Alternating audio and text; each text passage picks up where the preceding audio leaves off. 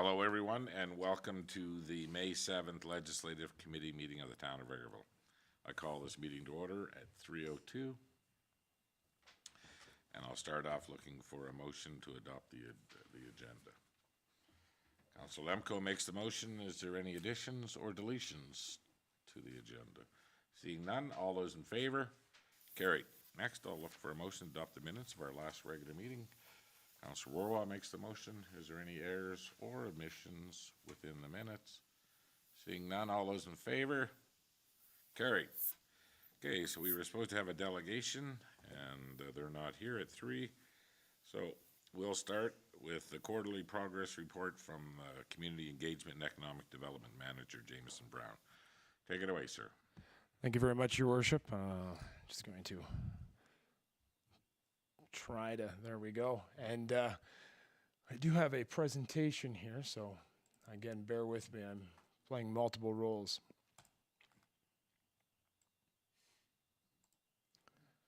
This should work. Hopefully it'll appear on your screens. So in your agenda packages, there is the same information, but it's in a different order, and I apologize to Leslie, because she put it in the right order and I put it in the wrong order, so I'll take the blame on this one. But essentially, what we're going to quickly review is just a brief overview of some of the budgeted projects that my department took underway in 2024, as well as some of the other highlights. There's a lot of projects that happen to fall on the desk that are not necessarily budgeted items, but certainly do take up quite a bit of time. So we'll get right into it. And as mentioned, the first portion will be the budgeted items. The council chambers streaming system diagnostics check. It is on track for 2024 completion. As you'll recall, in the budget was $15,000, and this is again to essentially have a mechanic take a look under the hood and tell us what's working well and what's not. We know there are some deficiencies. We are dialoguing still with Matrix, and in fact, there's another party that we've recently reached out to. A site visit is yet to occur due to schedule conflicts on both sides, and we're now actually aiming for a July potential meetup here. This is in the hopes of taking advantage of a lighter council legislative meeting schedule. So while we are on track, we haven't done much when it comes to this particular project as of yet. Next would be the electrical installation near Pesica Putt-Putt. On track for late spring. Budget was $10,000 for this project, and now that the snow has officially melted and the rain is here, we actually have an on-site meeting with our local electrician, as well as our manager of parks, facilities, and recreation for a project assessment timeline determination tomorrow, Wednesday, May 8th. This is certainly something, this project, the enhanced advertising marketing, that has taken up quite a bit of our time, specifically Lane. She's done a lot of work in my department on this. Right now, we are on track. The budget for this was $65,000, and again, this is mainly focusing on Prosperity Industrial Park, but just trying to draw investment to Vegreville in general. We had a very successful Q1 print and digital marketing campaign, and I'll show you some numbers that reflect that in a little bit. The beginning of this quarter, Q2, was relatively lighter, but we were doing so in preparation for a pretty aggressive end of Q2 into Q3, including that billboard campaign, which is adjacent to Edmonton International Airport. That billboard went up yesterday, and it will be up until September 29th. Also, another major initiative moving forward in terms of our marketing is the Canadian Innovation Feature. This is going to appear in the National Post, as well as at innovativecanada.ca. So the print feature will be out on newsstands in June 27th. The digital campaign will follow. That will draw and drive traffic to the Choose Vegreville website. This is what the billboard looks like, if you're curious. We wanted it to be simple. Again, you got to keep in mind, people are driving by these things pretty quickly. And as we've already determined, while there are certainly a lot of incentives when it comes to what Vegreville has to offer, the big one is the price, especially in that neck of the woods. Your Worship, you and I actually had a chance to tour the Edmonton International Airport's grounds, and we know what they're charging for acre of land in that neck of the woods. This is quite the juxtaposition to say that there's serviced land an hour east of that location for a fraction of the price, I think is advantageous for us, and then obviously trying to draw traffic to choose Vegreville.com. Next, in terms of budgeted projects, was the paddle boats. This is on track and completed.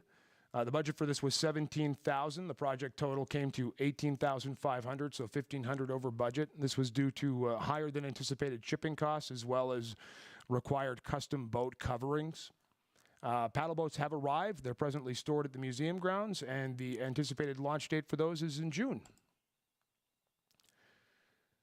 Another budgeted endeavor was the professional marketing content creation. This is on track. You had allocated $25,000 to this project. We successfully applied for a $20,000 Small Community Opportunity Program grant to offset the bulk of this project's costs, and full marks to Lane. She was the one that put this grant application together. We actually had our first in-person meeting with the content creation team this morning, and Lane and Michelle are sort of fielding that. The first event date for filming is the Vegreville Ag Society's Father's Day event, followed by the Canada Day Color Run, the Pesica Festival, one of those days, as well as one of the days of the Country Fair. Aside from those days while they're in town, they'll also be filming some of our amenities like the pool, the spray park, so on and so forth. But we wanted to take advantage of a very busy community and be able to showcase that Vegreville's got a lot going on, especially so in the summer months when it comes to tourism. If you're wondering what we're getting for this investment, this is the list, but it is about as professional as it gets when it comes to digital content creation. You've got your cinematographer crew, drone operator, photographer, and that's just the actual capturing of the content. And then from there, professional editing. They're going to produce professionally 4 edited videos. They're going to give us all of the B-roll, shorter videos for social media moving forward.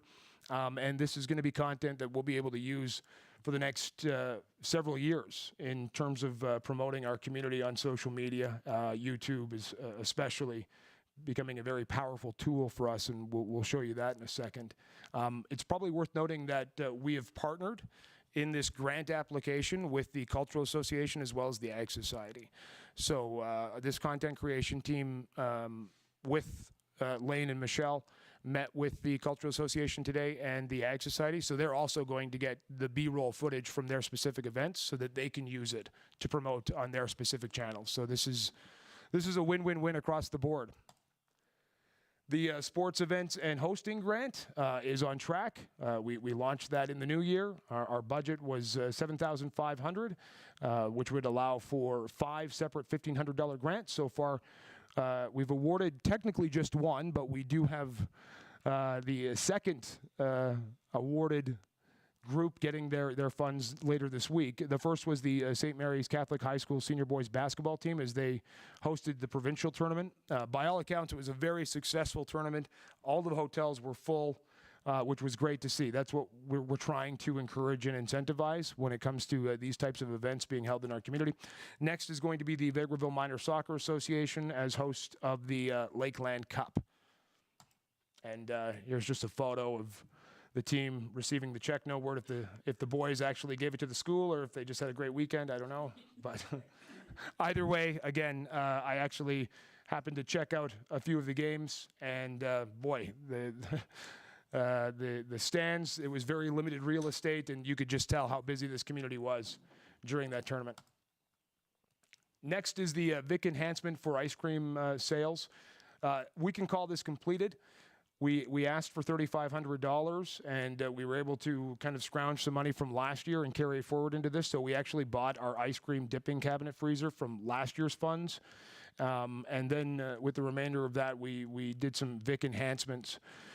Some of the things that needed to be done to allow for Alberta Health Services to give us the certification to sell hard ice cream, including a new hand washing sink and a new mop sink. So in the back of the Vic, you had the same sink at waist level where our staff would wash their hands and then also have to dump that mop bucket into that sink, which it isn't conducive anyway. So with these funds, we were able to hire a local contractor. We've got a new sink strictly for hand washing and a new mop sink, which makes their life easier to begin with. We did a bit of a fresh paint job in the back as well, just to tidy it up, as well as shelving to ensure that everything is in its right home back there. And we're going to be putting up a mural behind the wall where we're now serving ice cream out of, and that gives you a bit of an idea. It's a limited space. We knew it was going to be, but I think that even during the rain, we've already been selling ice cream from what I've been told. So I think it's going to be a welcome addition, and we can officially call that mission accomplished. And then finally, our wayfinding signage. We've discussed this. This is going to be on hold and potentially tabled until 2025. This year's budget was $75,000. Unfortunately, we were unsuccessful in our attempt to secure NRED funding for this project. So rather than using $75,000 and doing a small piece of the project, we'll hang on to it, and then we'll ask, and with council's permission in 2025, have $150,000 to do a larger piece in 1 year. And I think that's just the smartest way to approach this project. And it allows us the opportunity to continue sourcing potential grants that can help offset some of the costs here. So that's it in terms of actual budgeted items that I came to you in October and November to try to accomplish in 2024. Do we have any questions before I move on to just some of the other highlights? Yeah. So on the professional marketing and content creation, is there any chance that they could maybe get some footage of the fly-in breakfast on June the 9th? The airport usually has a lot of planes out there. Unfortunately not. A big part of being able to book this team was we had to have the dates locked in. These guys are booked basically a full calendar year. So as much as we would have liked to have them at our disposal, kind of just be able to pick them up and put them wherever, because, you know, there are always events that are going on, and that would be ideal. Unfortunately, it's these dates, and we had to book it with them. They have been nice enough to give us a window during the Pesica Festival as well as the Country Fair if weather doesn't cooperate on one of the days we've got them scheduled for, because we've got a 3 and a 5 day window in those cases. But we had to have these things locked in. Have we got any better with our drone footage? I don't know what you're talking about. I mean, it's okay. Yeah, we're okay. I haven't flown it into myself recently, which is what happened the very first time I tried to use it. What I am planning on going to the fly-in breakfast. I'll probably bring a camera. I don't trust myself well enough to be anywhere near things that are in the air with something in the air. So I wouldn't bring out our drone for that event, only because I'd be afraid I'd crash it into a plane, which would be devastating. So, but I am planning on attending, and I'll certainly take a few photos because I think it's a great event, and certainly as the listening audience and the watching audience, you'll hear more about the pancake breakfast in a little bit. Okay. Any other questions regarding the quarterly report? Okay, well, thank you very much, and it looks like you may be up next as well. I still have a few of the highlights. Yeah, just a quick hitters. This won't take too long. Way to hit. So in terms of the economic development scope, continued work with the Vegreville and District Chamber of Commerce in Q1 and into 2. We jointly hosted the second annual Multi-Industry Career Fair in March. Continue working with the Crossroads Economic Development Alliance. This was actually a very unique opportunity where Invest Alberta had come to us and a couple of other municipalities in the province and said that we may be in line for a potential industry, and we worked collaboratively. The economic development consultant with Crossroads, myself, and Davin Jagalik with the County of Binburn, and actually submitted a site selector submission to Invest Alberta, which was nice to have 3 people working together to identify assets, put this all together on paper, and put our name into the ring for this one. It was a great opportunity to, again, do something that we haven't done a lot of over the last couple of years, and that's working as a team in trying to draw attraction or investment attraction to this area. Currently working with Alberta Hub on a bioeconomy development opportunity assessment for the Vegreville region.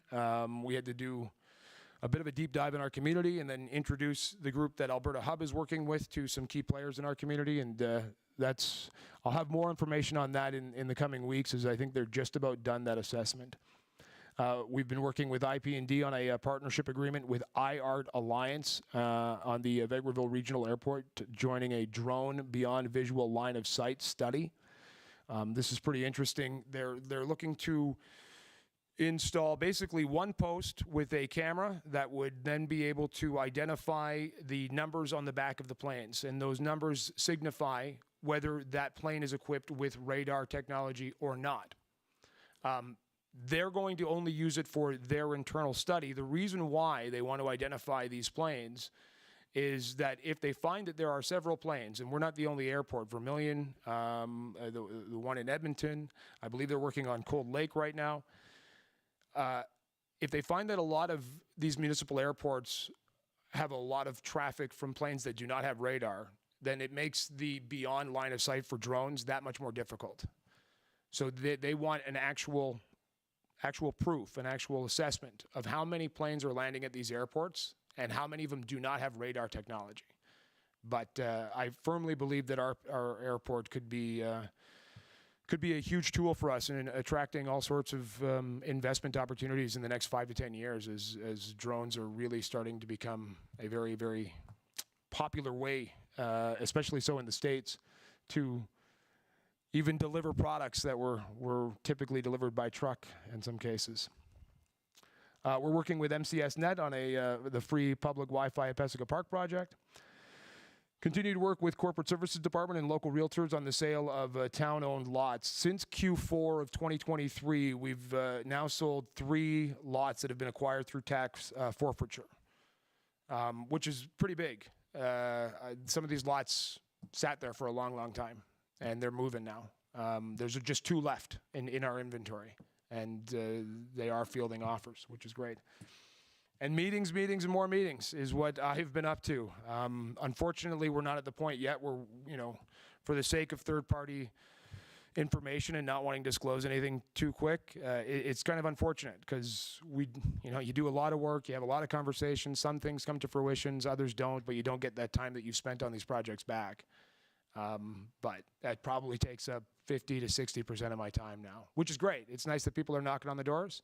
Sometimes they come to fruition, other times they don't, but it really does feel like we've got some serious momentum. In the community engagement, communications, marketing sphere, content creation is obviously a big part of what Lane does. Content creation at Vegreville.com and ChooseVegreville.com. 30,314 page views at our website from January to April of 2024. That is a 30% increase from the same span in 2023. Worth noting as well that we've seen an overall increase in page views from 2021 to 2023 of 21%. So the website is becoming the predominant source for information, and we are driving traffic there like nobody's business. ChooseVegreville.com, 2,463 page views from January to April of 2024. That is a 96% increase from that same span in 2023. In terms of social media content creation, 449,425 accounts reached across Facebook, Instagram, and LinkedIn. That's just this year alone. And 47,500 YouTube views. That's just this year alone. Some of that is paid promotion in terms of videos we've produced, but video is a key part of our marketing strategy. And then continued work on the Town of Vegreville 2023 annual report, which you'll be seeing soon. And finally, in tourism, launched the community gardens in April. Only 4 of the 30 plots remain. Hosted the Spring Community Information Night in March, 25 tables booked by community groups and organizations. Big undertaking this time of the year was the preparation for the Vic season opening, which obviously included organizing and orchestrating the refurbishments for ice cream sales. The Vic opened, by the way, on May 2nd. Preparations for the community-wide garage sale, June 15th, and then hosted 2 Vegreville Tourism Advisory Board meetings. So that gives you a bit of an overview as to what my department's been up to over the last 6 months or so. Any questions? Go ahead, Councillor Bullock. I just want to say it sounds exciting, and it sounds like making some headway, and I think good news and positive news is always good and welcome. And if everyone out there that's listening could just spread around the good news, just good talk makes more talk instead of any negative talk. Well, I want to thank Jameson and his department, and 60% of his time dealing with new inquiries into town and talking to people. It's taking up a lot of time, but we hope that there'll be some news coming out of it, and it doesn't happen overnight, and it might be a year from today that all these efforts pay off, or a year and a half, 2 years, but again, good job. So there's no other, oh, go ahead. One more thing about that fly-in breakfast coming up. I think it would be wise if maybe we did something a little extra to get some footage on that, because I think that's really positive footage to see the amount of planes that are coming in, and it's quite interesting. And I don't think it's out there enough. Sure. So I'd even help you in some way, shape, or form that would come up with something. I'm sure we could reach out to a local videographer. It doesn't necessarily need to be the team from Edmonton that we've got lined up, right? That's definitely doable. And I was planning on being on site for the event anyway. So I'm sure there's a way to try to capture the event. I know that, and Dale can probably speak to it more so than I can, drones and airports are no-nos. So, but even a camera on the ground, right? There are ways to capture this type of stuff. Yeah, it's certainly something that I can task my team with to make sure we're ready to go for, I believe it's mid-June, the event. June 9th. Perfect. Okay, thank you so much for the presentation, and let's move to you. Okay. Right. Bear with me here.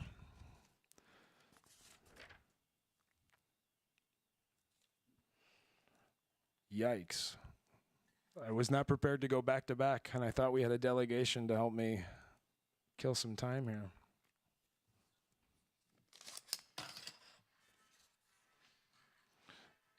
Well, that's on time, Mitch. Thank you very much. Okay, how here about we go. We'll come back to We got it. I got it. I found it. We're good. We're good. All right, and thank you to Leslie for her help on this. This memo to council is in regards to Gov 1006, the social media policy. The background: in accordance with Section 3.3.6 of GOV 1006 social media policy, the policy was scheduled for review in March of 2024. While most town policies are reviewed every 3 years, the social media policy was recommended to be reviewed 1 year from the effective date and every 2 years thereafter or sooner at the direction of the CAO. The Community Engagement Coordinator and Legislative Services Department has reviewed the policy. Seeing no recommendations for revisions, administration is presenting the current policy to council for final review. If there are no recommendations for alterations by council, the policy will be updated to be reviewed again in May of 2026.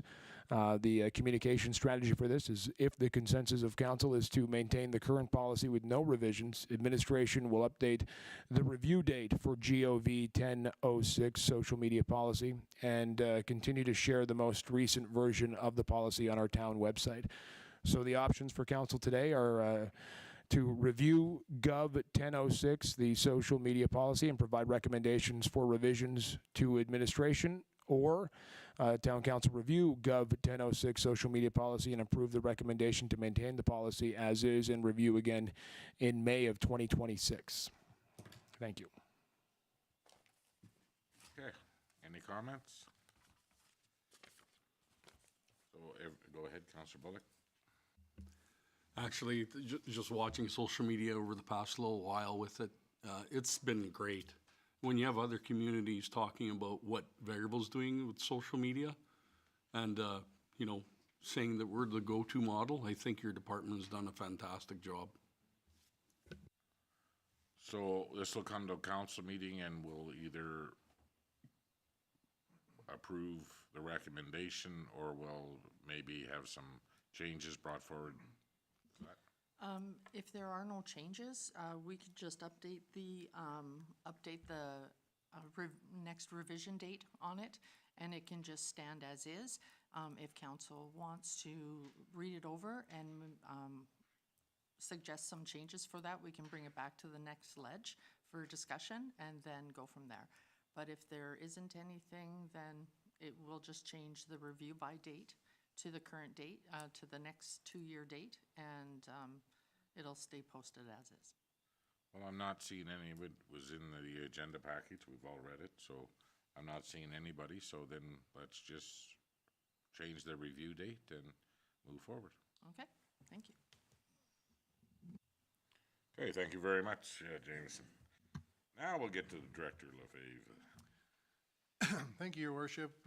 Today, the topic is the encroachment policy. The background is the current encroachment policy 2015-04 has been reviewed and several changes were required to be made, including formatting, removal of procedural items, and the removal of the enforcement section. The Infrastructure Planning Development Department redrafted the current policy to conform with policy number GOV 1001. That's the developing policies and procedures, or the policy for making policies, as we call it. There were no changes made to the current rules set out in our encroachment policy of 2015-05, and the tools that we use to guide ourselves in making decisions has not changed. However, the IP&D department is recommending rescinding the current document and that the new draft encroachment policy be approved. Should Council rescind policy 2015-04 and approve the new draft encroachment policy, the procedural items that were removed will be made into an encroachment procedure as per GOV 1001 and approved by administration.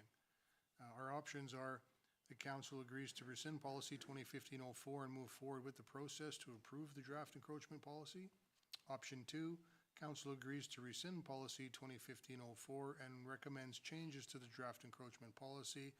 And number 3, Council does not agree to rescind policy 2015-04. This is for discussion now, and then obviously will be coming as a form of a request for council decision at the next council meeting. So it's my understanding that on the encroachment side of this, there's no changes being made. There is no changes being made, and this policy, I might add, has really helped administration because of council's involvement in creating it. We've got a playbook that says if it's this, and this, then yes, we can. If it's this and this, then no, we can't. So it's been extremely helpful. We're just bringing this policy up so it matches the developing policies and procedures policy. So we remove some of these items that should be in a procedure instead. Okay, so our options are pretty clear here. Right. Does anybody doesn't want option? Oh, go ahead, Councillor Barry. Thank you, Worship. I was just going to say that I read it through. It's kind of a bit of a twitchy flashback to 2015 when we were working on it. It still, to me, looks like it's a fine document. So I would support it as a remaining document and look at the procedures being pulled out so it'd be a more useful tool to administration. Okay, so go ahead, Councillor Bullock. I read through it actually early this morning. I had a question about 3.6, the encroachment assessment tool. I'd just like to view that tool, and where would I find it, or could I have a look at what it is? If you go to encroachment policy 3 that's been added, Yeah. that's the 2015 version. Okay. And it'll be there at the back of the document, Schedule A, B, and C. Okay, good enough. View it there. I'll review that. Okay. So if everybody's good, we'll go with council agrees to rescind policy 2015-04 and move forward with the process to approve the draft encroachment policy. At the next regular council meeting. Yep. So, Councillor Curtis, have you read this policy? Do you foresee any changes you'd like to see in this? No, I took a peruse of it. I have nothing to add. Okay, so we'll see this at Monday's council meeting then. Thank you very much. Next up, CAO Ling.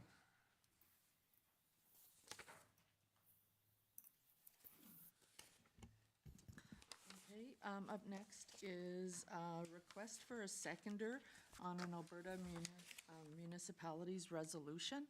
So this is from the town of Tofield, and it's, Dear Mayor McPhee, the service needs of all Albertans have been made, the service needs of all Albertan have been at the forefront for rural municipalities. This need has been particularly evident with our senior-based population. It is the role of our elected officials to advocate on behalf of those in need and are vulnerable to the provincial government when action is required. Mayor and council for the town of Tofield have become aware of voids and deficiencies specific to home care supports in lodges and supportive living accommodations. Individuals requiring care during the evening and weekend hours are faced to rely upon family members, firefighters, EMTs, and ambulance attendants. Not only does this further burden our overtaxed healthcare system, but it also imposes psychological detriment and impacts the dignity of these seniors. Therefore, the town of Tofield is reaching out to the town of Vegreville to act as a seconder for a resolution at the Alberta Municipalities Convention on September 25th to 27th, 2024 in Red Deer, Alberta. Should mayor and council be in favor, we would ask for the following resolution, the caveat being the freedom for grammatical changes, however, not the intent of the resolution. And the resolution is the town of Vegreville provides a motion of support to the town of Tofield and shall act as a seconder to the resolution at the Alberta Municipalities Convention for a full-time home 24/7 care support in lodges and supported living accommodations. The town of Tofield appreciates the open, well-established working relationship we have built with the town of Vegreville and wish to continue this for years to come. We appreciate your consideration and response in this matter. Sincerely, Deborah Dewick, Mayor, Town of Tofield. And So there was some conversation regarding the size of the secondary when it comes to the size of the municipality. A town, or a town in a city, a town in a village. yes. What and can you tell us about that? The difference between seconders for motions is the actual population. So you could be a villager of town below 2,500, and then the next level is a town or a city between 2,500 and I think it's 10,000, and then 10,000 above would be a city level. So we are fine to second this as the town of Tofield population is below 2,500 and we are above. Okay. So any comments or any thoughts regarding this? Go ahead, Councillor Barry. I definitely think that I would support this to go forward to Alberta Munis. I know it sounds to some extent that it would be an ASHA item being sponsoring this to go through to the government on behalf of seniors, but I think that Alberta Munis would carry a fair amount of strength to try and help. It's very important. We've had these discussions for quite some time that the lodges are unable to provide quite as much health care as what is needed. So I think if they would improve the funding to it, I think that this would be a very good thing in terms of having more full-time home care services in the lodge. Okay, go ahead, Councillor Rudick. Yeah, just in follow-up, at the ASHA conference this year, the County of Beaver put forward a resolution speaking exactly to this point, that home care should be provided in lodges and supportive living, or I guess they're calling it continuing care now. And it's not the same across the province. So some zones have always provided home care, and our zone does not and has never. And it unnecessarily, as it says in the letter here, burdens families and also the seniors, but also doesn't make the most use of the facilities that people are living in, because it is a truism. People refer to aging in place and being able to get home care in their home, which is the lodge, is important. And it's often for minor medical additions to be able to keep them in that space longer would be a benefit for a lot of different reasons. So this is a good resolution, and I'm looking forward to seeing the discussion when we go to the conference. Go ahead, Councillor Rova.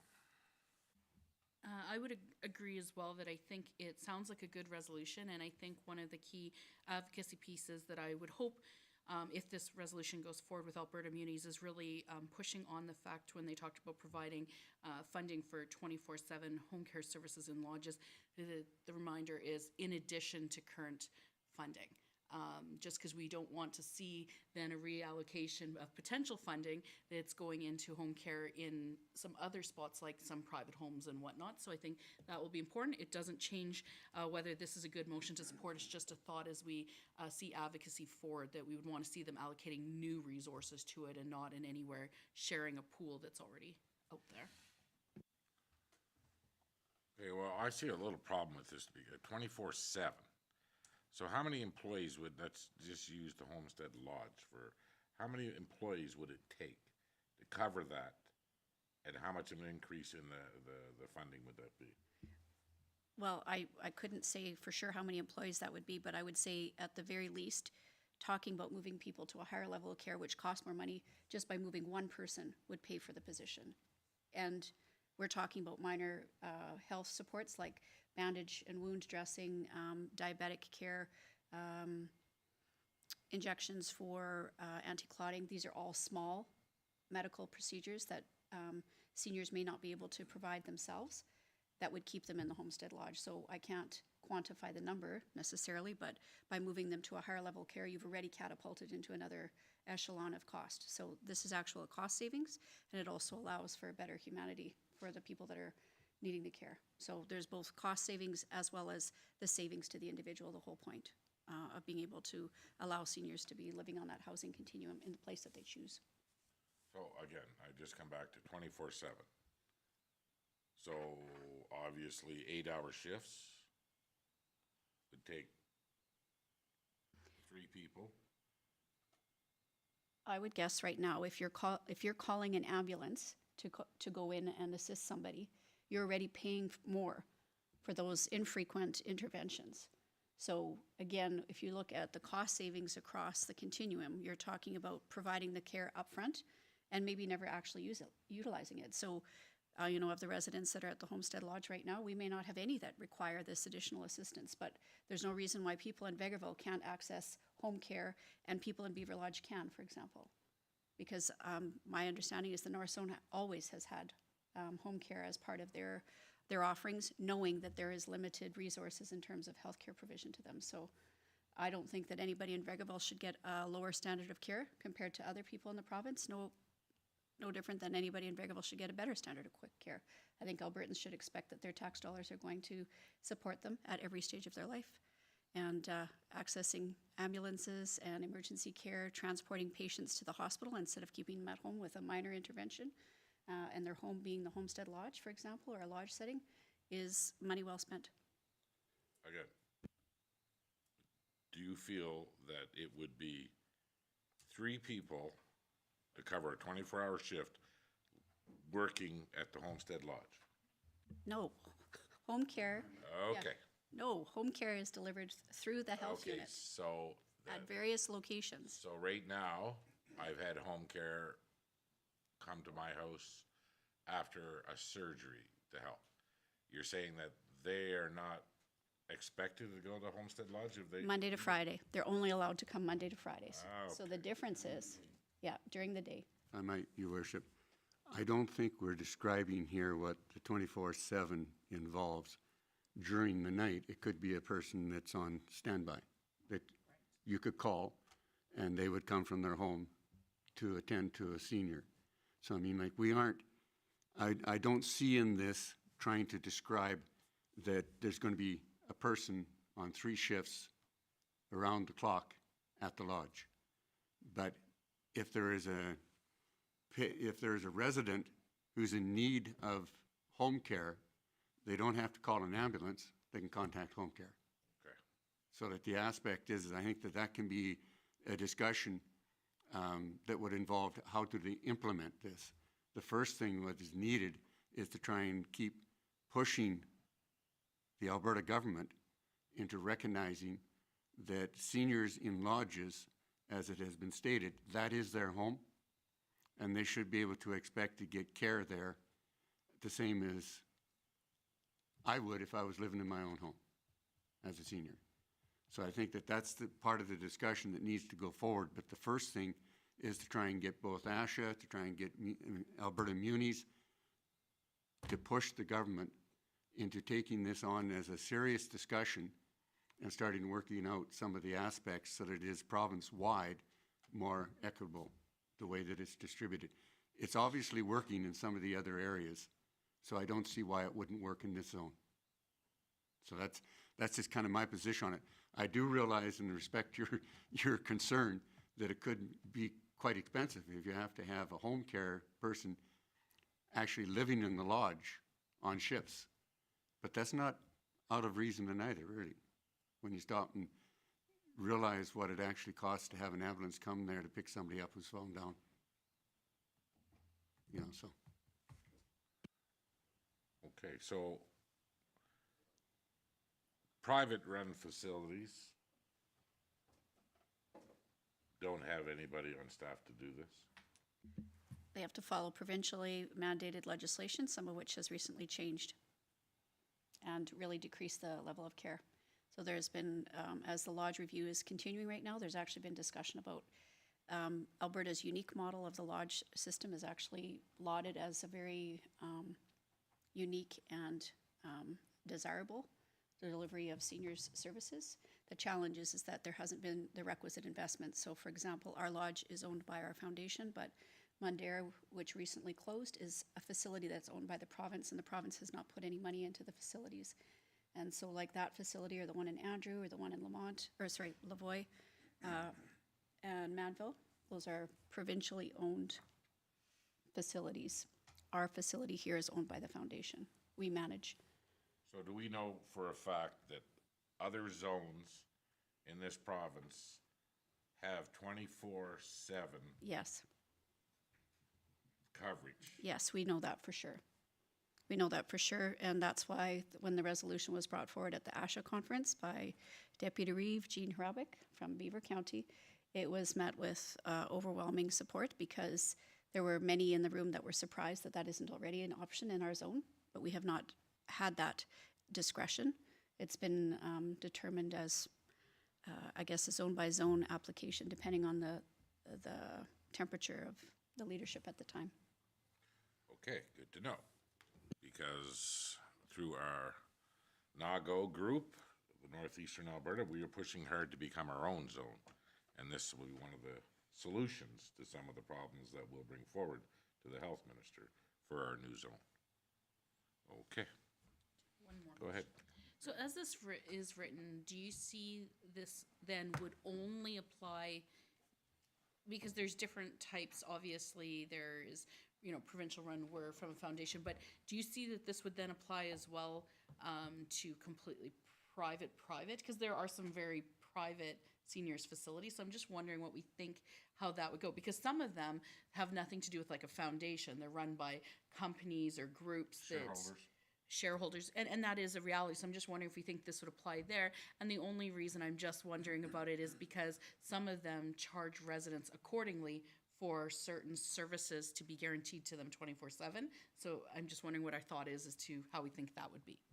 I did just happen to run into CAO. What's his last name now? That's nice. I can't remember. From Tofield. Jeff? Thank you. Edwards, CAO Edwards. To talk to him about this actually. And this is just for the lodges because of course private facilities have to comply with the provincial legislation, and some of those changes that they've proposed are troubling, to put it mildly, that there's no limit, there's no expectation of the amount of care that's provided from a professional. And in some cases there have been, I've received complaints from people who have their family members in private facilities who have signed an agreement with that facility that are not receiving access to the care that they're guaranteed. All that to say that this resolution specifically refers to the lodges. Yeah. Okay, so I think that we have overwhelming support. We'll bring this up at Monday's council meeting for a vote. Yep, we'll bring an RCD for the motion to second. And then we'll work with Tofield and how we'll support them during our 2.5 minutes or whatever the heck we get.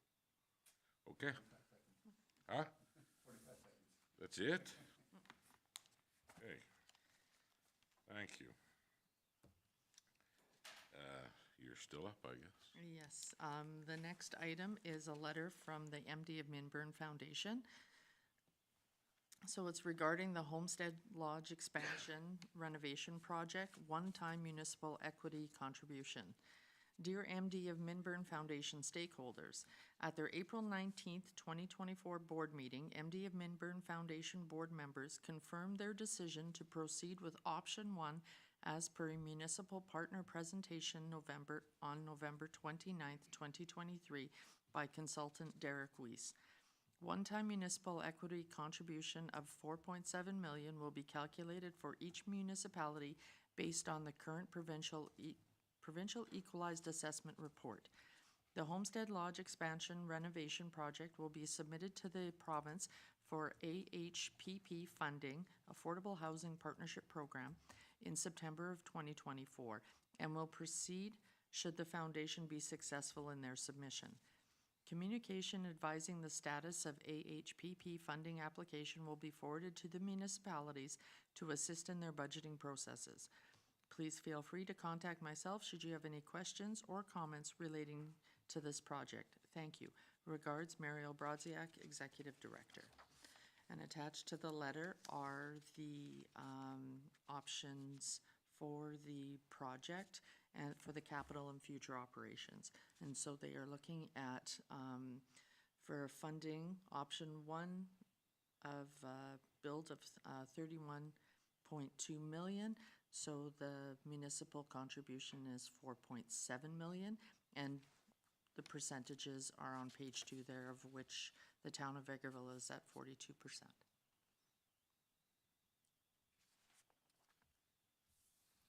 Okay, any questions?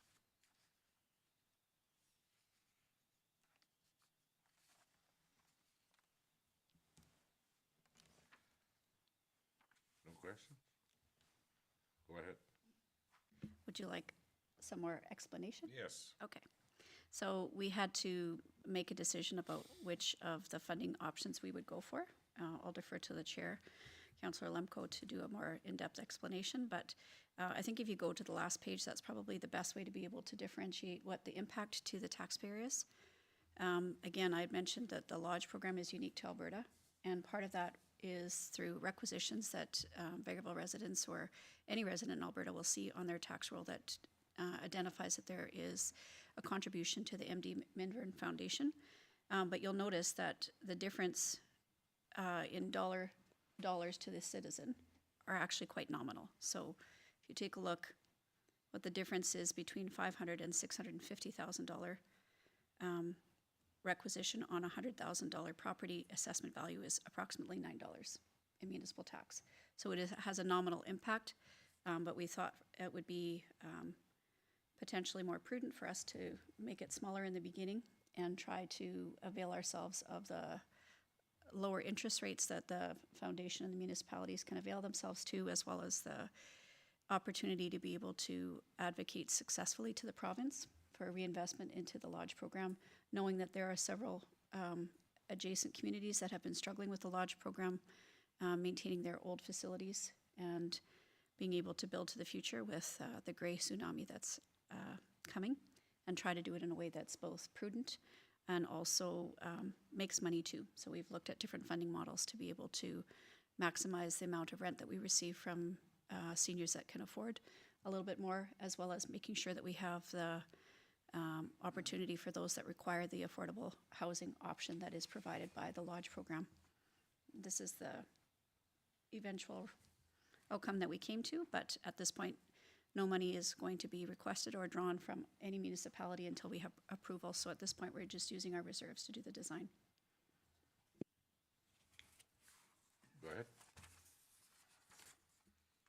I think it'll also hinge on the model that will come out of the lodge review program too. We're not totally uncertain as to what that flavor looks like.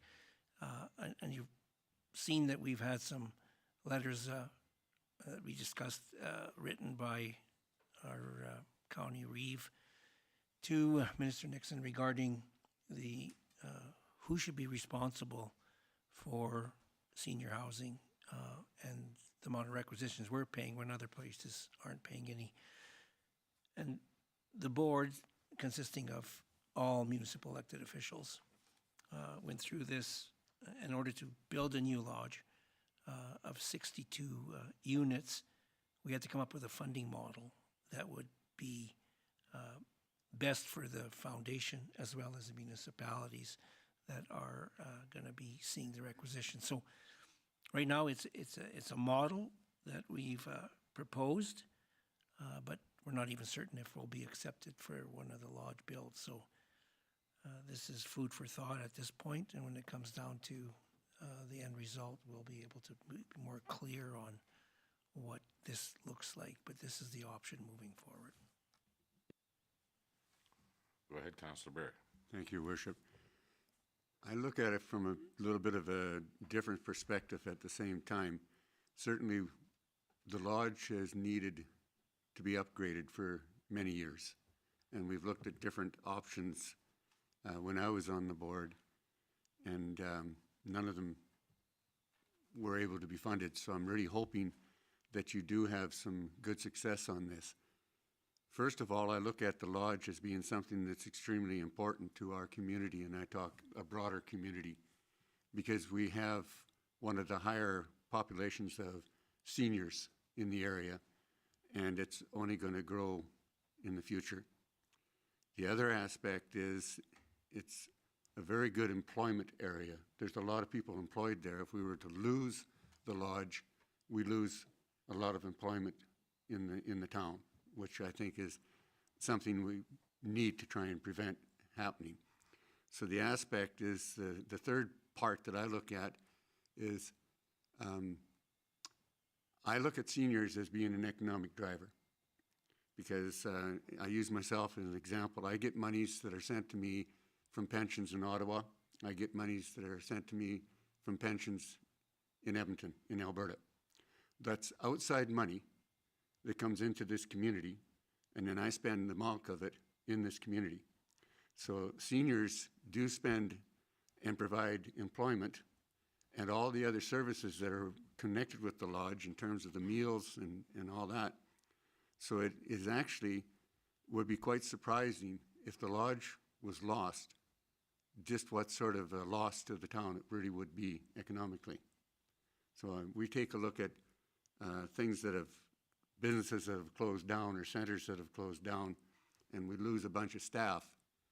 It would be equivalent to that, really, if we were to actually do the analysis.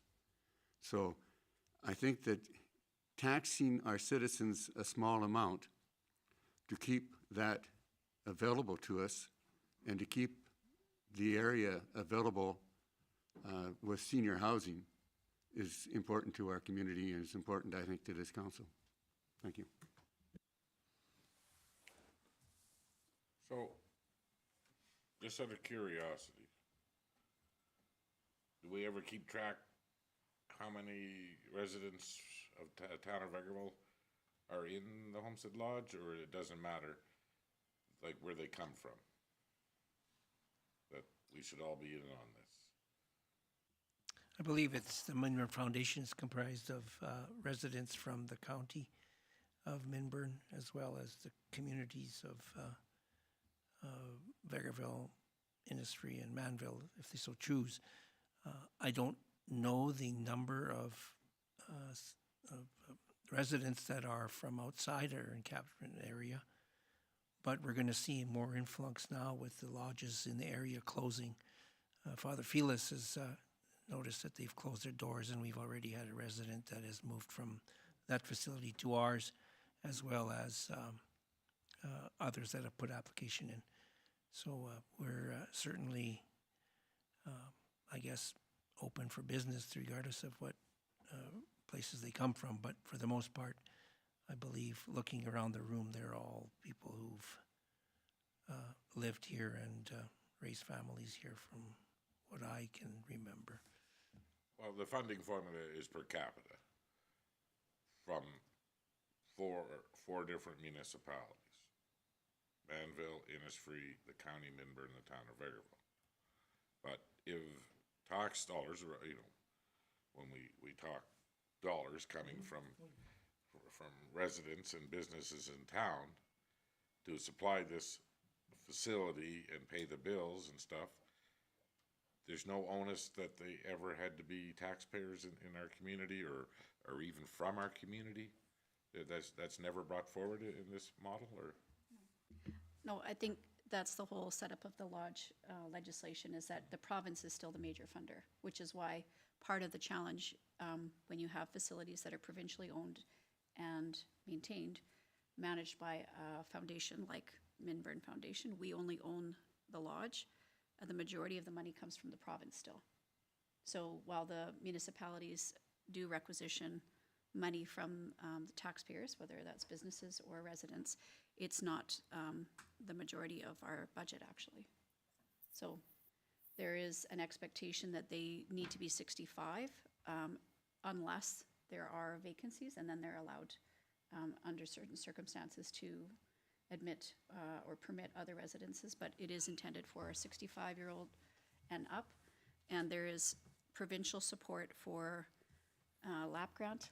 What is that? Lodge Assistance Program. So that is, again, subsidized and funded by the province, not by municipalities, to ensure that all seniors based on their line 150 of income are able to access quality senior care, and they must have a remaining 344, or it went up? 342, yeah. So the formula that's provincially mandated is that they must be left with $342 at the end of the month for their expenses. But there's nothing saying that someone that's lived in British Columbia their whole life could just come and go into that facility and never contribute a dollar tax-wise to the province or the town. Not that I know. I don't think there's any restrictions on our part, the foundation. It'd be no different than senior housing as well in our community. There's many people moving from Manitoba, Ontario, other provinces into our community, are now members of our community, but they're living in subsidized housing as well. So it'd be no different than our lodge, I would imagine, but I don't know the numbers of that. I can find out. Yeah, I was curious, yeah. It is kind of strange if you think about it. Councillor Curtis? Yeah, I just wanted to kind of expand on that. Like, for what we're saying is a resident of Vegreville who lived here her whole life, the lodge is full, may have to go to a different lodge than their hometown, which could be filled with people not from our town. It's a possibility, but at this time, there's vacancies there. I think what is more concerning is that that is actually happening right now with the blockage in the hospitals for people seeking long-term care. So the more pressing point. That people would want to come to a newly renovated facility because it's shiny and sparkly, and it could be taking up spaces from people that paid their due diligence all their life here and then have to be shipped away from their families or something. Just something to think about. I would not want to be that person, but. For sure. Yeah, we'll find that out. Again, it just seems a little odd that, it probably happens, that somebody's never paid a dime in taxes in Alberta or the town or the county, and they get to enjoy the facility that while everybody else carries the load. Go ahead. And the challenge of that is, let's use an example to the south of us in Holden. If the facility closes, those residents have to seek someplace.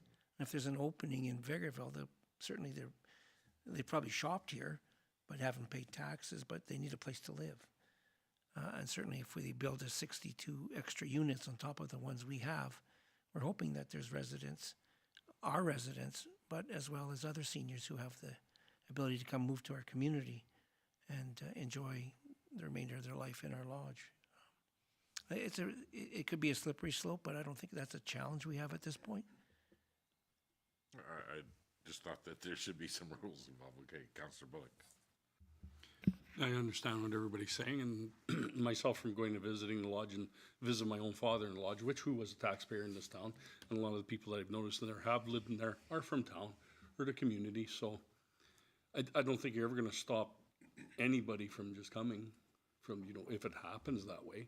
But every time I've been in a lodge, I see the majority has been from Vegreville, so that's what I've been seeing. So Well, I think that we could say that majority of people in Lodge are probably from within the county of Minburn at least. So again, to the funding, the formula works out there.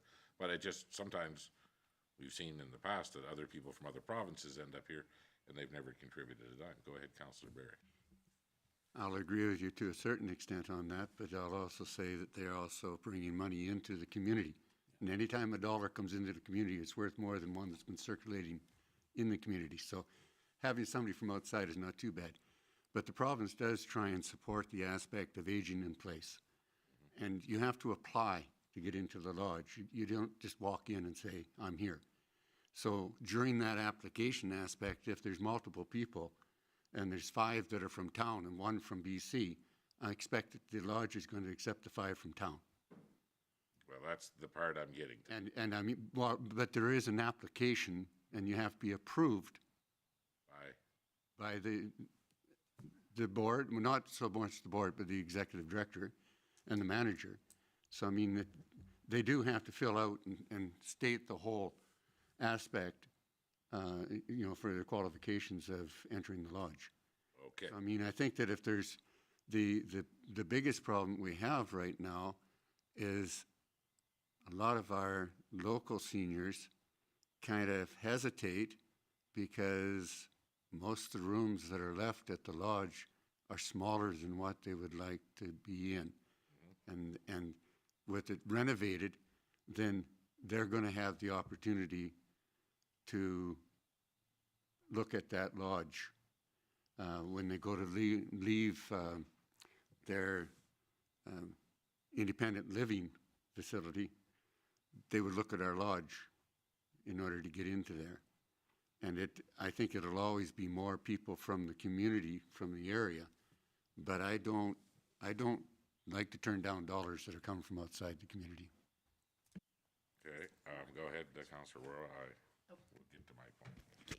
This is maybe just a side point. I totally get what you guys are saying with funding. Well, to me, it does make sense, but I do think it does speak to the bigger point once again that comes when it comes to talking about funding pockets for certain communities and hub communities. Because once again, what I would look at is, while I agree completely, that's why the provincial portion is there, but we also know that provincial monies come much like federal monies, which is basically we've already paid for it once. And so then when certain communities pay for it again, it would be nice to see some pockets of money at some point reserved that hub communities could go to them and say, okay, look, you know, these are contributing partners, but we're able to identify that situations like Mandera closing down, that we are potentially taking in residents that their community wasn't an additional contributor who's paid twice. So I guess I'm just saying for us to always keep in the back of our mind that I don't think we can ever let die the premise that there needs to be some additional funding pockets to communities that are servicing as hubs. And Vegreville is a hub every time. We seem to be a hub on recreation. We're a hub when it comes to libraries. We're a hub when it comes to, obviously, seniors facilities, and that's great. It's a good thing to be a hub, but we also need some backup resources. Exactly. So, my point all along has been the process of making a decision of who has access, and I'm all for this facility. I know it's needed, and I do believe that we are going to lobby Minister Nixon hard on this and try to get this in. And I don't think it's a big burden on taxpayers. But when you build something new, I want to make sure that there's something in place that we are going to be trying our best to use those rooms and that facility for the residents of the county, other supporters, at least Albertans or close neighbors. That I don't want to see anybody that's been a resident of this community lose out or not being able to get in that line. So what is the qualification when the decision process is being made? That's all I'm asking, and I just think that's a fair question. Yeah, Your Worship, I respect your opinion on this, and I think it's important that that this is looked at. And I don't believe there's a policy in place right now at the lodge. I don't think there's ever been a need to have one, and maybe it's something to look at. And I do think I'll bring it up as an agenda item for board discussion, for some, get to see the tone of the other members of our board, and to put it in the back of our minds should the need be, and maybe there should be a policy that put into place, but we've never had a reason to at this point, maybe future. But certainly, once the new build is, I think I got my name on one room, and I can put yourselves and Councillor Barry on. Well, Yeah, yeah. All right, thanks, Your Worship. okay, and again, that's this, I just wanted to make sure that there is some policy that's driven to weigh the decision more in favor of somebody local has contributed over the years into this, into the decision-making. Okay, is there any more questions? So I think where Councillor Aurora was going is that maybe some other municipalities that aren't part of this Minburn Foundation, but residents are moving here from there, maybe they could bring some funding forward on this, knowing full well that their residents are going to be there.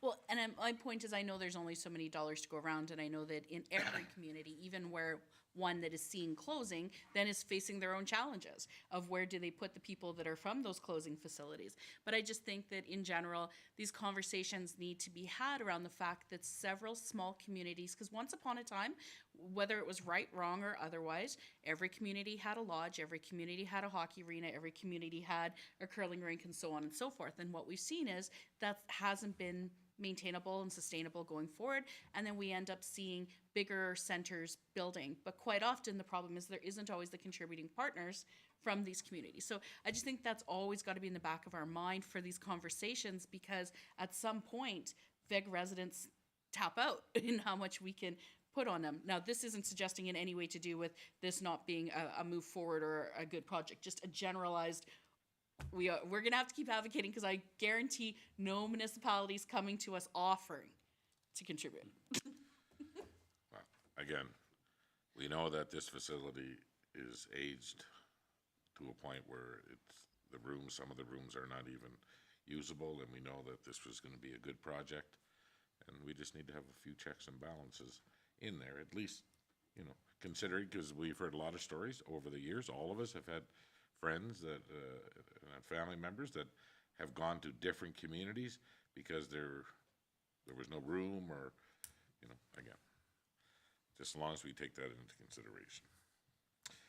Okay, so next up is me. Look at that. So our first letter is from the Vegreville Agricultural Society.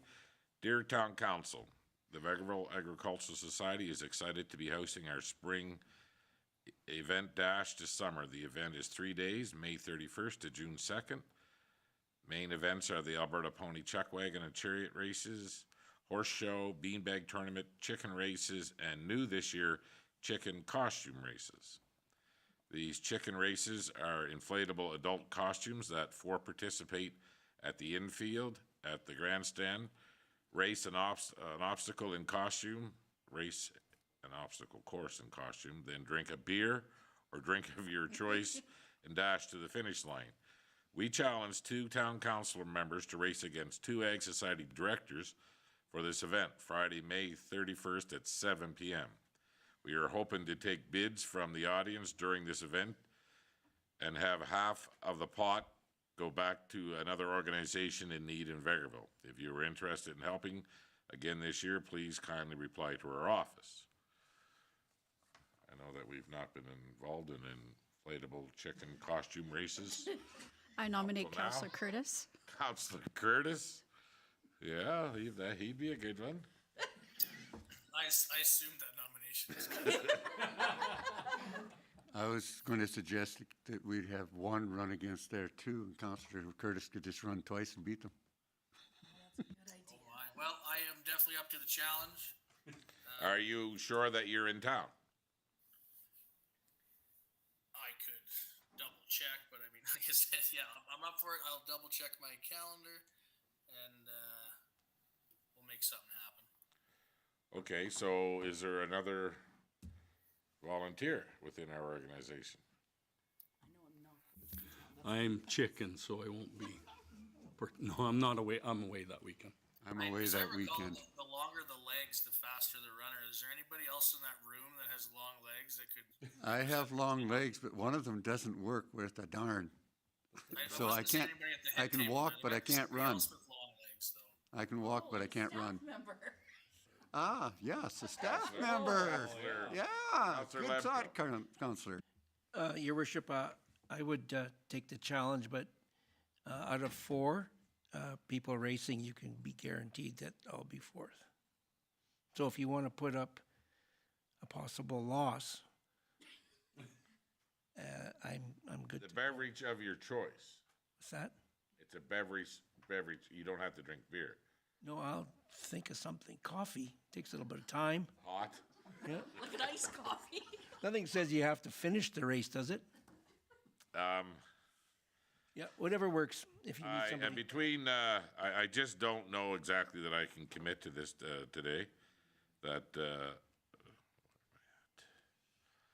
So between Councillor Lemko and myself, I'm sure that we'll be able to fill that suit. So I guess the challenge is on. Councillor Curtis may have to carry one or the other one over, but I don't know what the obstacle course looks like, but I'm hoping it's not too technical. If you and Council Lemko both get in the suit, that's 4 legs. You'd be twice as fast. Your math seems to work. Okay, so I guess that we'll need some support. There'll be no betting. So, again, like I said, thank you, Councillor Curtis, and between Councillor Labco and myself, we'll fill this field. Because we're not chicken. Okay. Thank you. Next up is Jordan, the town of Vegreville Mayor and Council.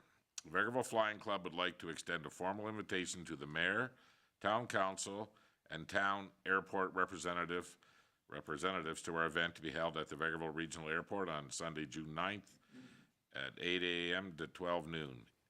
In the distant past, the Vegreville Flying Club was organized to many. In the past, Vegreville Flying Club was organized to many events such as Gigantic Alberta Air Show, the Snowbirds, and many other events and exhibitions. This year, we are putting on our annual fly-in breakfast, an event that has always been well attended, weather providing,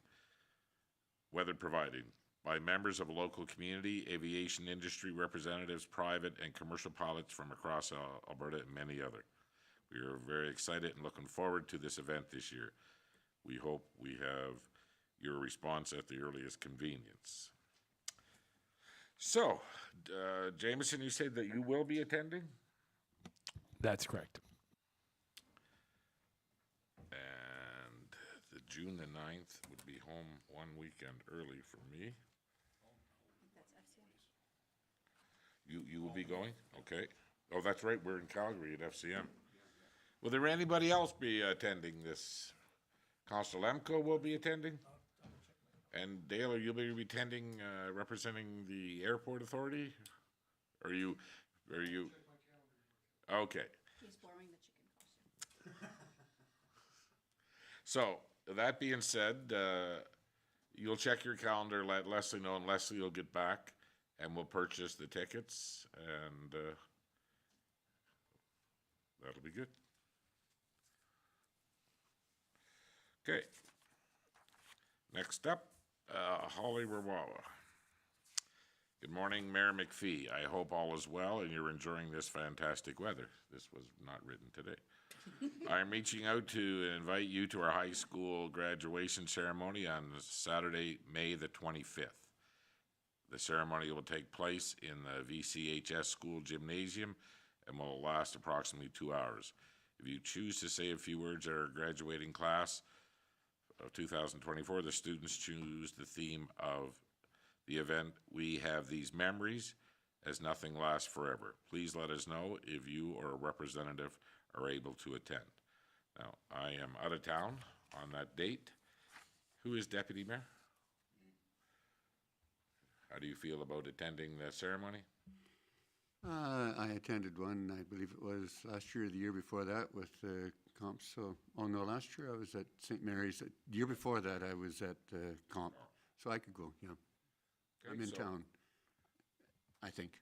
So, Leslie will respond, and do you want to say a few words, or you just want to?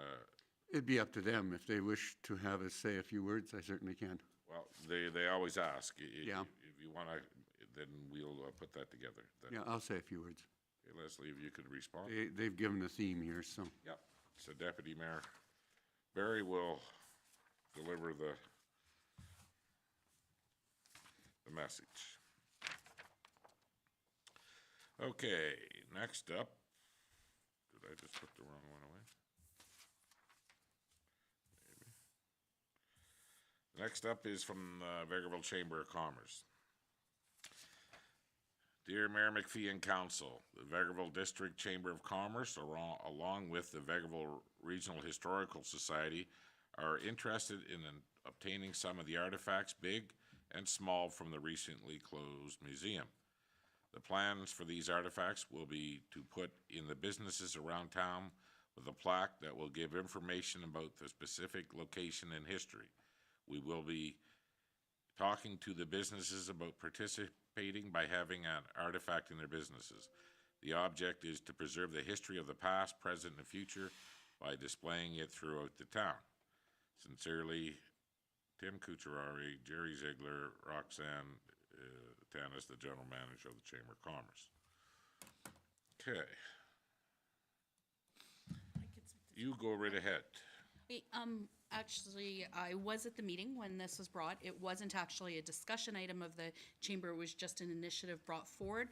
And there was a little bit of discussion about, how groups can reach out. So essentially and I had a further discussion with them afterwards. So all that is really needed is if somebody from admin can get back to Roxanne and just let them know what the process is for people who are interested in artifacts. I know we've already put it out there in other ways, but there was some confusion as to how that would need to happen. So if you can just let her know what that would be, then she'd be able to bring it back to the chamber to discuss if it's something they would want to send them out on an initiative to, or if it's even viable, plus they can share that again with the historic. So if we get that back to her, that would be really all that's needed at this time. Okay. Any other comment? Good, thank you. The next piece of information we have is from FCSS Manager Julie Gosling. Attention Mayor Tim McPhee and members of council. Proposal. Attending the Community Connection and Learn in Vegreville, Alberta on May 27th, 2024. The proposal comes from the Vegreville District and Family and Community Support Services. We are working in partnership with 5 regional FCSS offices to host an event that will provide education and networking opportunities to nonprofit clubs, societies, service groups, and agency within our rural communities. So they'll be inviting the Honorable Jason Nixon, Minister of Senior Communities and Social Services, the Honorable Rick McIver, Minister of Municipal Affairs, the Honorable Jackie Armstrong Hominick, MLA for Fort Saskatchewan Vegreville, and the Honorable Jackie Lovely from Camrose MLA.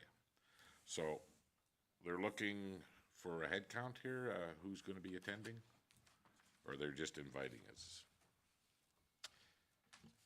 My understanding is at this point, they are just inviting you. Okay. So I've already put this in my calendar. So, and okay.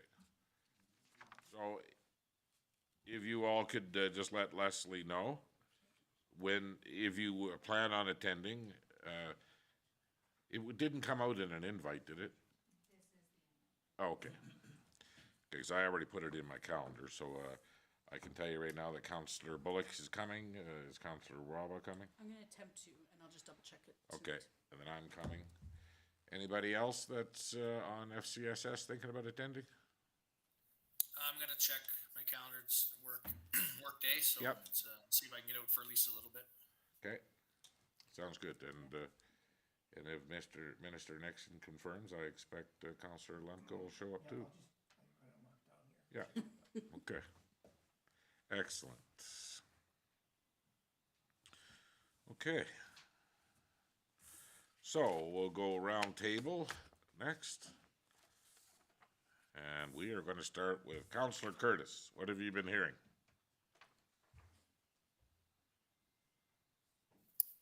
Thanks. Pretty quiet for me. I haven't had too much discussion or anybody reaching out, so I don't have much to give you today, unfortunately. But also good. People aren't mad, so it's good. We can also have good comments too. What have you been hearing? That's like nothing. People are just flat melancholy. They're not mad. They're not happy. They're just existing. Wow. We'll see what's happening in other circles around town. Councillor Barry, what do you got to report on soccer? What's happening there? Thank you, Your Worship. Hoping they don't get rained out too many times this week, but games have started. Some of the younger kids. There's a lot of kids registered, so they're getting all ready to get that going. Other than that, on a couple of the committees I sit on, we're moving forward with the plans for the skills day at the hospital. And so far there's going to probably be about 40 kids from the 2 high schools that are going to be involved there. And they'll be taken around to various stations. I think there's about 8 stations. And the kids will be split into groups and have trainers at all these stations teaching them different skills that occur in the hospital. And I think it's going to be a really good day. I will be present there at the end for closing remarks, but I can't be there in the morning because we've got a trip to Edmonton. And other than that, also getting some planning going forward for Rural Health Week, which starts on the 27th of May in the morning. And we'll probably do something similar to last year where we'll go around to the various health services, various buildings, et cetera, and meet with the staff and give them some token of our appreciation, take pictures. So we're making plans on that. I think that's a very worthwhile cause. And other than that, I'll save any other news for our actual regular council meeting when I give my report on the committees I'm in. Sounds good, thanks. Councillor Bullock. Biggest highlight that I heard, there was a couple guys, including myself, happy that the summer hours of the landfill have extended. So everybody, landfill's open, time to clean up. Nothing extra special for me this week. Okay. Thank you. Councillor Rowawa. You just never do. Just never know where we're going. Actually, only had one question that maybe we just need to, reshare again at some point on our social media when we're having these conversations, although as we look outside, maybe it'll change a little bit. People sometimes still have confusion when it comes to things like campfires in their backyard. I actually had 2 residents talk to me, and one said, oh, whatever the county Minburn does is ours automatically, and then someone else said, no, the town does their own specifically. So at some point, it might be worth one of our little social media shares just to reiterate that again. And also, I just wanted to bring up a terminology thing that I've seen going in different spots in the county, not this county, but throughout Alberta, that's actually confusing people, is the difference. They're using the same term in different ways between saying a fire restriction and a fire ban. Some people are using restriction as in some fire items are restricted, but you can do these ones. Some are saying restriction as full on. So if we do a social media at some point where we're, just saying it again, maybe just so we can clarify again what those terms are in regards to the town. Because, yeah, unfortunately, there's not really a provincial standard. And that's all I got. Thank you. Councillor Riddick. I had 3 questions. One was about street sweeping, which has already started. So today, of course, it's not necessary. But I had some people asking about that. I had somebody who has come to Vegreville multiple times as a visitor, doesn't live here, and loves to come to the Egg Park as a destination coming out from Edmonton, and they wondered about where the closest dog park is, that there is no dog park at the Egg, and wishes there was more, there were more locations for a dog park to come to. And the last one was with regards to childcare. So I had somebody else refer to the fact that they've decided to come up with some very creative solutions to be able to have childcare just because there isn't childcare available in the town, and wondered what we are doing to help with that. And I said, it's a live issue for us, and we continue to try to find ways to support additional childcare spaces in the community. But that's not something that, as council, we're solely responsible for, but we know that it's an issue. Yes, and I think most of us know somebody or heard stories about where the situation is in town right now and stuff, and hopefully that we're moving forward, that some of the efforts that the different departments are trying here and some of the private people are trying to push this agenda forward. So, thank you. Councillor Lemko. Thanks, Your Worship.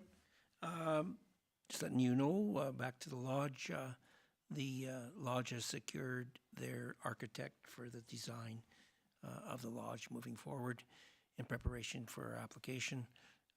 And the firm that's selected also was involved in the 2000 build, so there's some history there. I had a couple residents. It's interesting that there was talk about the bylaw officer doing back alley drives and such, and looking to clean up some of the unsightly residential areas. One of the questions was raised that as long as residents are being looked after, but so should some businesses that require some work, and they were talking at the east end of the community, which we are very familiar with, as well as it was raised something between Young Farts and Vec Plumbing. There's some lots there that have piles of gravel and pavement and such in there that they said, well, maybe we should look at those lots. They thought they were the town lots, but I don't believe they are. Anyway, that was what I had, and that's about it. That's all I got. Okay, well, I can guarantee you that I've heard numerous times over the last 2 months about some unsightly businesses, especially on the east end of town, and I think that it's worthwhile taking another look at that. As far as those lots that are just down from across from the Pot of Gold, I don't know that the zoning there does not limit him for what he's doing. He's not doing anything wrong on those lots. I mean, the way it looks, but the zoning is fine for what he's doing there. Dale's informed me of that in the past. So we will have a conversation with our CAO regarding some unsightly commercial lots in town, and we'll see where that goes. Myself personally, I've been involved in a bit of a problem with a homeowner that had built, and it was way out of line with the size and stuff from what his permit said. I've talked to him a couple of times, and hopefully things are going to come back in line. His family from Edmonton's phoned me a couple of times, and I mean, I feel bad that he misunderstood, I guess, what he was allowed to build, but didn't work out that well. I've heard it from my pickleball friends about the recreation department having people phone our private group again about if you want to play pickleball, get a hold of these people. And they gave their phone numbers given out when, again, it was a private group that's way over the max of what we can take, and the rec department asked us to, or gave just our number of this private group, again, to his residents and tell them to join them. And again, I thought we had a plan, that we were going to move forward with pickleball, and again, I hope that the employees over there understand that just to give out private numbers of a private booking and ask if they can join is way out of line again. And it's happened many times, and I don't know how it's not getting back to the employees. So we'll check on that, so. Okay, that's what I have for today. Next up, we have director highlights, and we're gonna start with Director Lefebvre. You stand right up there. Thank you, Your Worship. Just a few things quickly. New Edge, probably haven't seen much of them for a while, and as per the previous report that was given, they're taking a little hiatus right now. Just wait for the frost to come out. They're expecting to be back in the middle of May, end of May. Of course, we got some rain now too, because they've done the directional drilling portion is complete.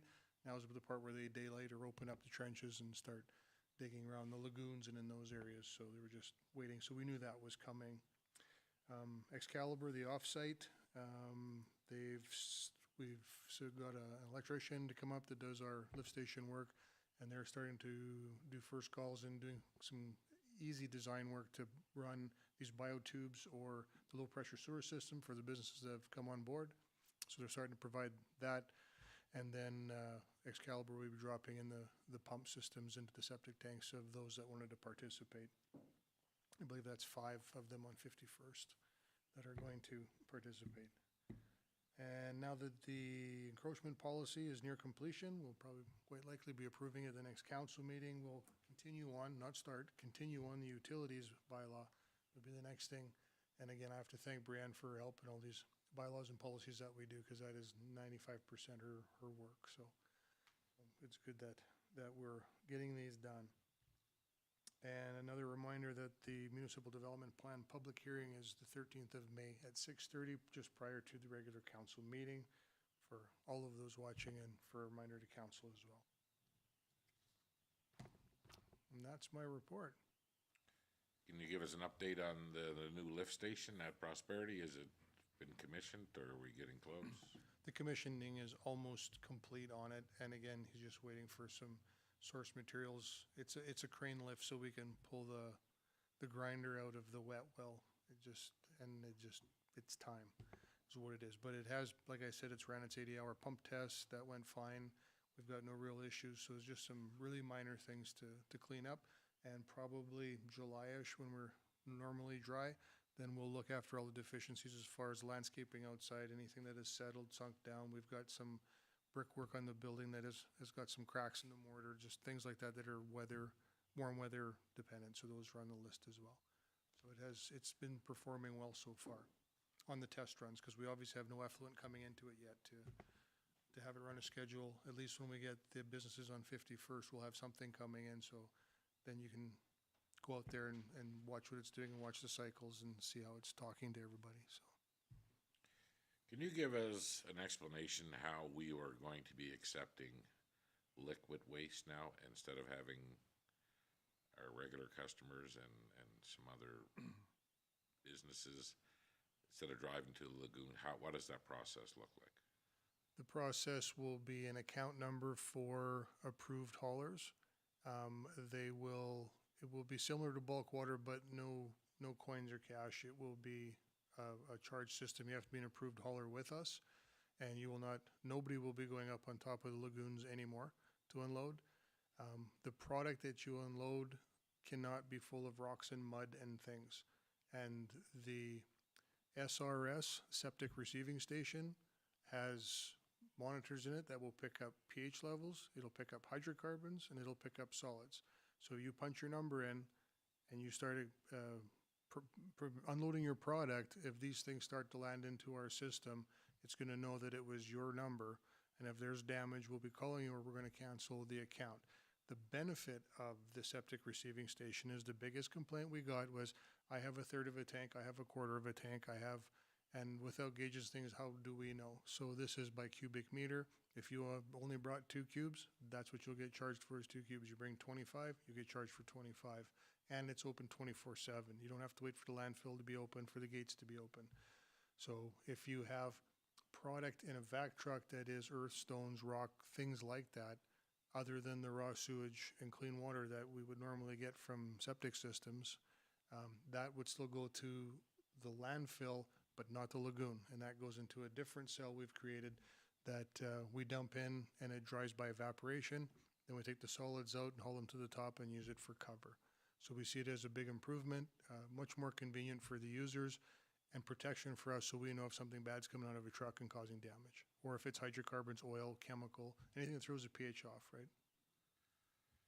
So if somebody was to dump some material in the new system that has hydrocarbons in it, is there a fine?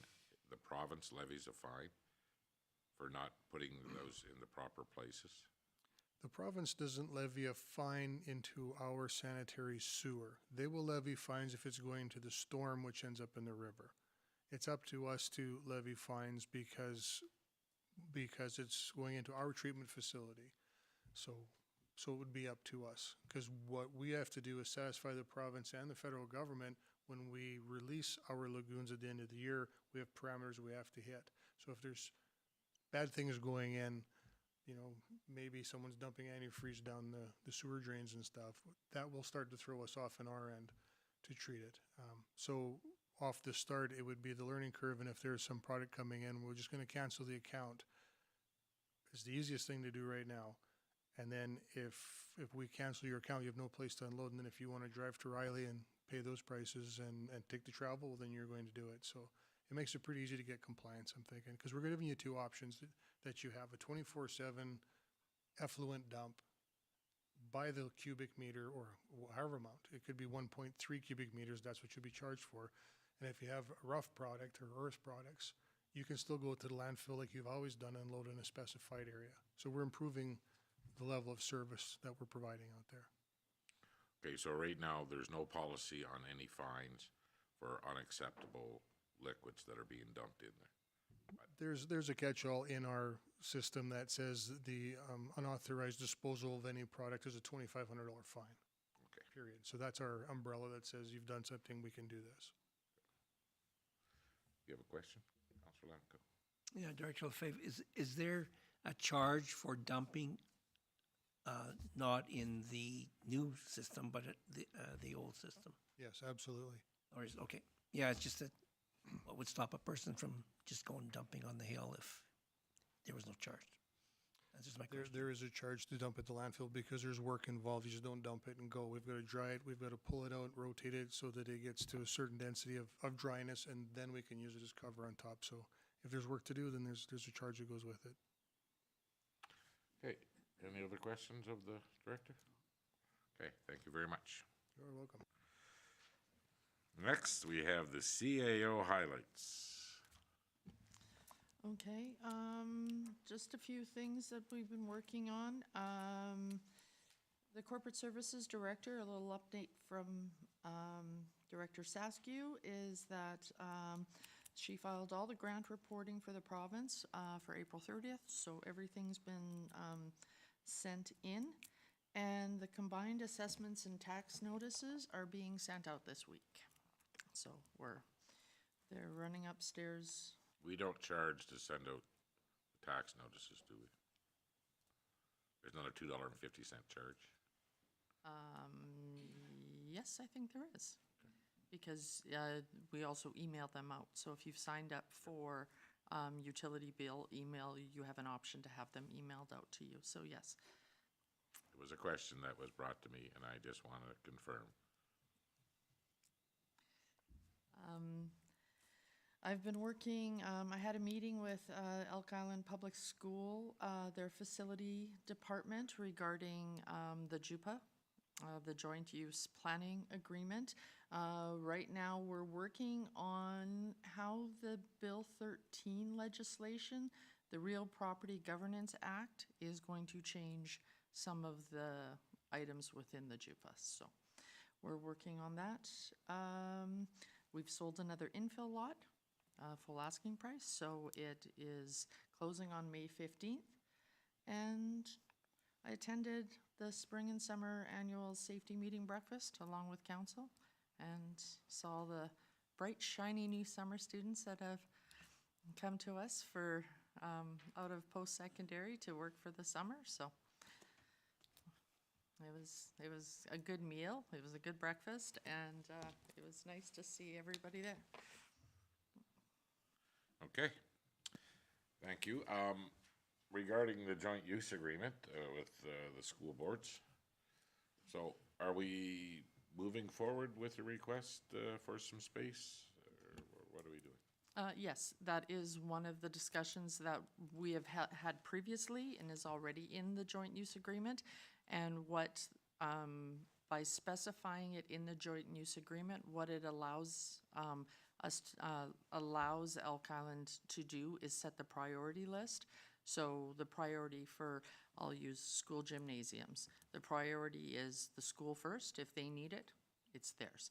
Then the second priority would be the JUPA. So if we, as a partner within the joint use agreement, we have second crack at it. And then from there, it goes to the public for community groups and that type of stuff. Okay. Thank you. Any questions of the CAO? Seeing none, some upcoming events. We all know that on the 13th is a public hearing before our council meeting. We have the Newcomer Center tour on the 15th. We will be closed May the 20th, obviously. Okay. So is there any other business of council? That being said, we do have 2 items in a closed session. I'll be looking for a motion. Councillor Barry makes the motion at 4:42.